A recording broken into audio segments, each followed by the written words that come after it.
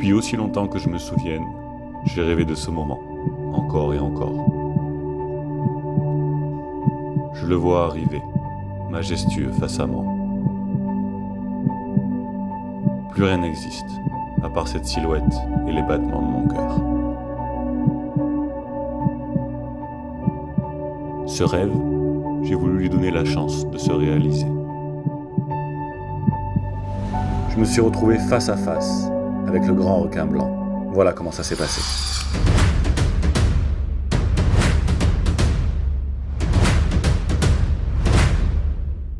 Salut à tous, je me trouve ici en Californie et dans cette nouvelle vidéo, je vous emmène à la rencontre d'un animal qui fascine l'homme depuis des générations. C'est un des prédateurs les plus impressionnants de la planète, c'est le grand requin blanc. Ma quête du grand requin blanc va m'amener dans 3 destinations différentes. La ville de San Diego en Californie, le parc national des Channel Islands et l'île de Guadalupe au Mexique. Ma première étape est donc la ville de San Diego. Ici, la population de grands blancs est en nette augmentation depuis quelques années, alors que le nombre d'attaques sur l'homme reste lui très rare.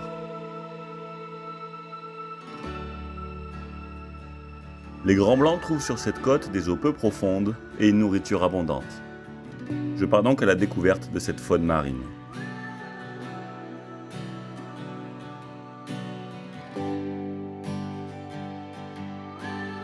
Pélicans bruns, hérons, cormorans et otaries sont nombreux à vivre sur les bords de cette ville.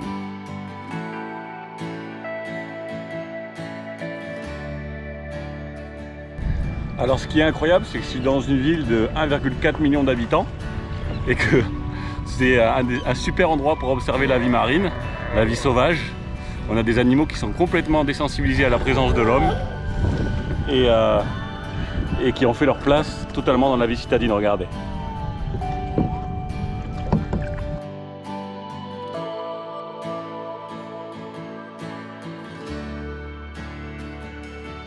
Je passe plusieurs heures à observer les otaries. C'est l'une des proies favorites du grand requin blanc, et lorsque les colonies d'otaries sont nombreuses, les grands blancs ne sont jamais bien loin. Elles ont su s'adapter pour échapper à ce prédateur. Elles se réfugient à terre pour se reposer. Et une fois dans l'eau, elles deviennent des nageuses ultra rapides.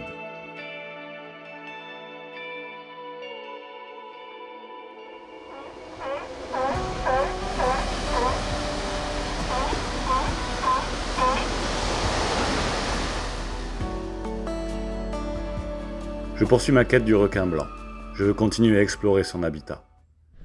Je quitte donc San Diego pour me rendre à l'endroit où il est le plus abondant en Californie, en plein cœur de son territoire de chasse.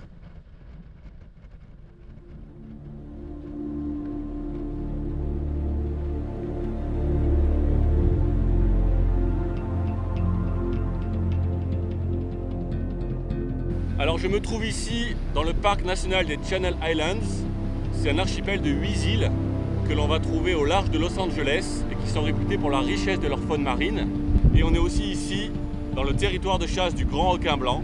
Donc ensemble, on va partir randonner et plonger pour plusieurs jours pour découvrir cette réserve naturelle.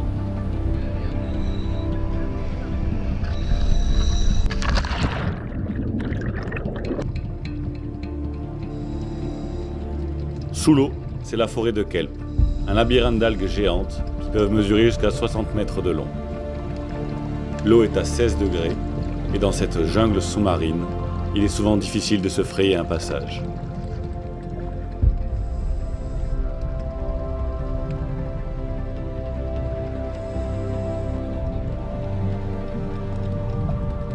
Cet écosystème unique est un refuge pour des centaines d'espèces.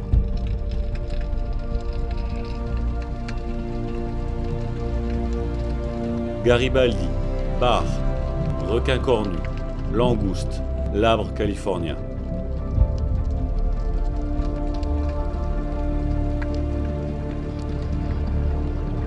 Dans cette forêt, il n'est pas rare de croiser des phoques qui se pensent à l'abri des requins blancs.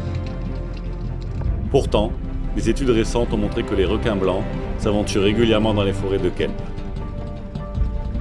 Mais même au sein du territoire de chasse de ces super prédateurs, les chances de le croiser ici sont extrêmement faibles.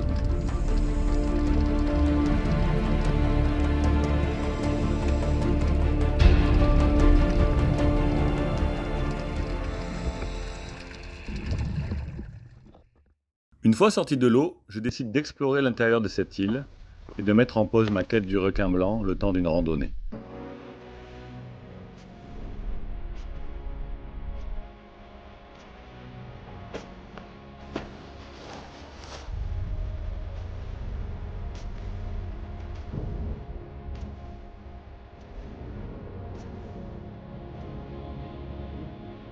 Donc il y a un trésor dans cette île, un trésor qui n'a rien à voir avec le grand requin blanc. Ce trésor, c'est un petit renard, un renard qui fait la taille d'un chat, qui s'appelle le renard gris de Santa Cruz. Et en fait, c'est une espèce endémique, c'est-à-dire que c'est une espèce qui ne vit nulle part ailleurs dans le monde. Et vous allez voir, il est super mignon et puis surtout, il n'a aucune peur de l'homme.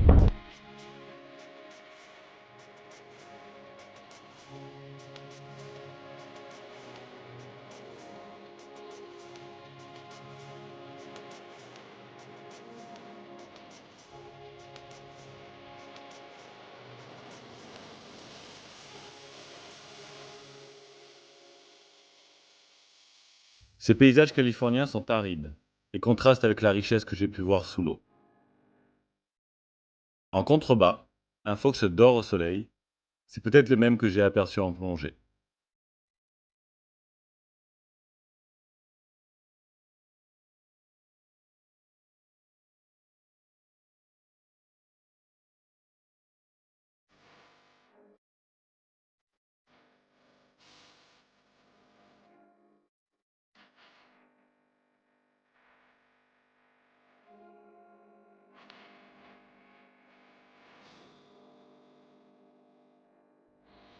Devant le coucher de soleil, je réfléchis à ma prochaine étape. Explorer la côte californienne n'était qu'une introduction. C'est maintenant que mon aventure avec le requin blanc commence vraiment.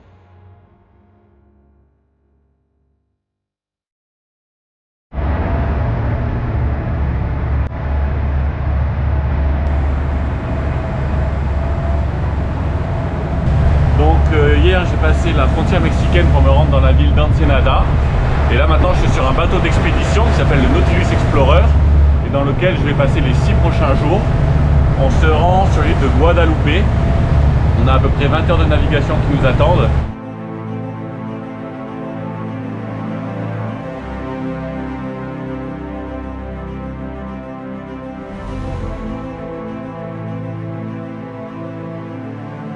Située à 250 km de la côte mexicaine, Guadalupe est comme sortie d'un monde imaginaire.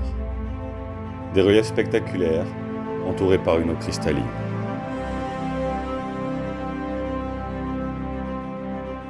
Sur ces côtes vivent de nombreuses colonies de phoques, d'éléphants de mer et d'otaries. Cette abondance d'animaux attire ici l'animal que je suis venu rencontrer.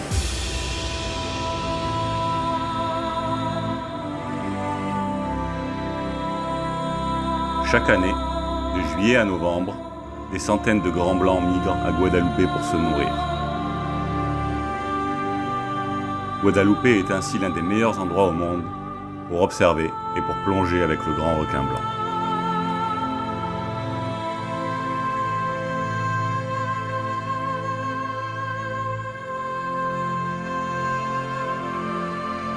Et alors que la nuit tombe sur le Nautilus, je sais que le lendemain matin, je vais réaliser mon rêve.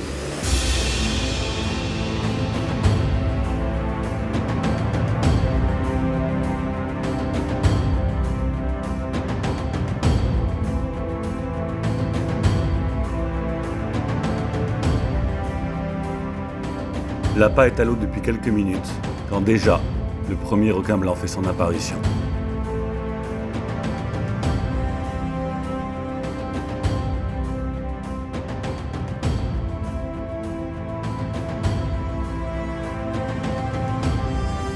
Les requins blancs sont là. Je suis prêt.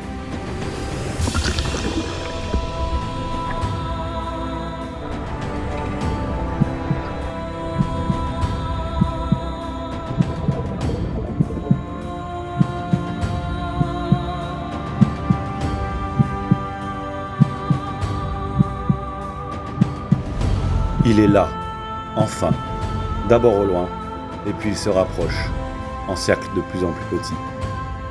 Je suis hypnotisé par sa taille et son allure. C'est le seigneur de tous les requins.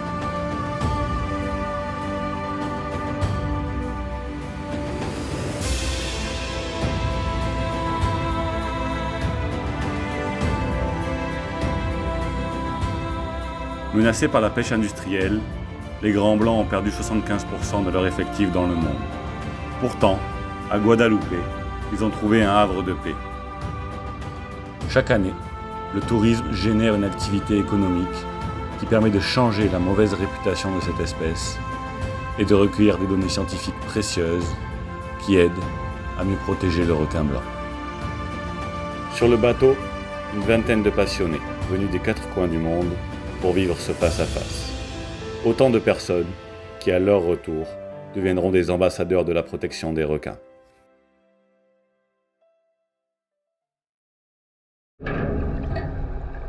Après avoir essayé la cage de surface, je tente maintenant l'expérience avec la cage submersible, immergée à 10 mètres de profondeur. Dans le Grand Bleu, la rencontre avec le Grand Blanc est encore plus impressionnante.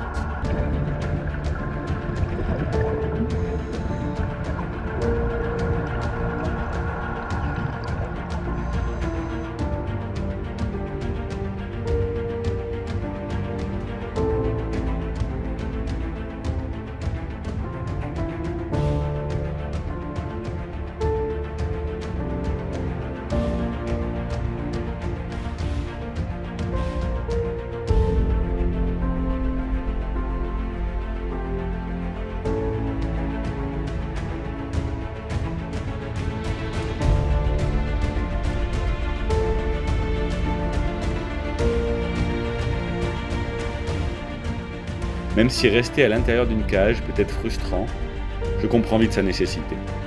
En les voyant se précipiter sur l'appât à la surface, je réalise toute la puissance et la rapidité du grand requin blanc.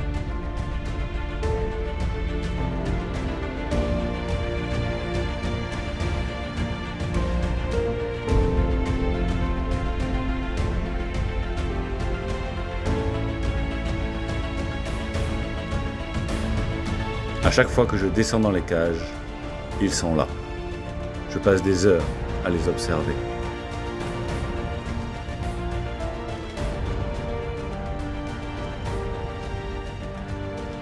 Je pensais réaliser un rêve en venant à Guadeloupe. Mais je me rends compte, en sortant de l'eau, que je continuerai à rêver encore longtemps du Seigneur des requins.